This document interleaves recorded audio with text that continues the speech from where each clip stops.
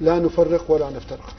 أحسنتم على هذه الكلمات صراحة اللي بتثلج القلب إلى كل مشاهد يشاهدنا. اليوم هو الحسين واحد، والدليل على هذا في معركة الطف كان جيشه واللي كانوا يقاتلون جنبا إلى جنب الإمام الحسين كانوا أكثر من طائفة، وكان كل جندي يقتل في جيش الإمام الحسين كان ينعاه ويضعه على صدره، وهذا الدليل على أن الإمام الحسين كان ما يفرق بين طائفة وطائفة. شكرا لكم ولا حضوركم في برنامج سبا وبنات. إن شاء الله في كل عام نستذكر هذه الواقعة الأليمة وبهذه الرسائل الجميلة اللي تعزز من مودة المواطن العراقي والألفة واللحمة الوطنية اللي دائما نمتاز بها احنا كعراقيين. شكرا لكم، ويا رب أن تدومون إلى شعبكم ولا بلدكم ولا كل محبيكم ولا كل طائفتكم. كلمة حابين تقدموها لحضراتكم؟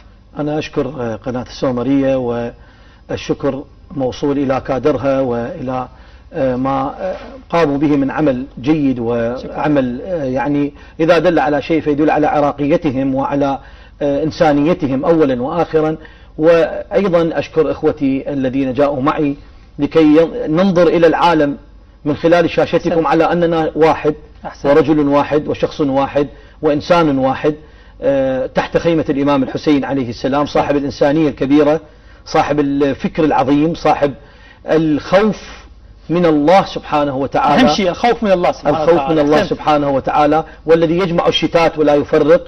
فهذا أخي المسلم معي، وهذا أخي المسيحي معي، ونحن جهة واحدة وفكرة واحدة، وإن اختلفنا في الدقائق الصغيرة إلا أننا في الكبرويات واحد لا نتغير، واحد متحد، نقف بوجه كل من عاد العراق ومن أساء إليه، فنحن كل واحد لا نتجزأ. أحسنت سماحة الشيخ. تفضل أبونا. عزيزي، أكيد يعني من خلال برنامجكم شباب وبنات، وبرنامج أنا أتابعه ومهم جدا. شكرا جزيلا. لأنه مسألة الشباب هم رجال المستقبل، هم رجال المستقبل، بالتالي هذا الاهتمام، هذا النفس الوطني، هذا الاهتمام بالتفاصيل الصغيرة وبعض القضايا الكبيرة أحيانا، هذا يعطي دافع للشباب أن ينتبه إلى مستقبله، ينتبه إلى خطواته. إن شاء الله موفقين في مسعاكم دائما. نتمنى لك الموفقية، ونتمنى للمشاهدين أن يكونوا قد استفادوا من كلمات القيمة اللي يلقاها سماحة الشيخ عامر وسماحة الشيخ علي على هذا الموضوع، ونشكر أيضا جهودكم. أحسنت، شكرا لك شيخ. تفضل شيخ.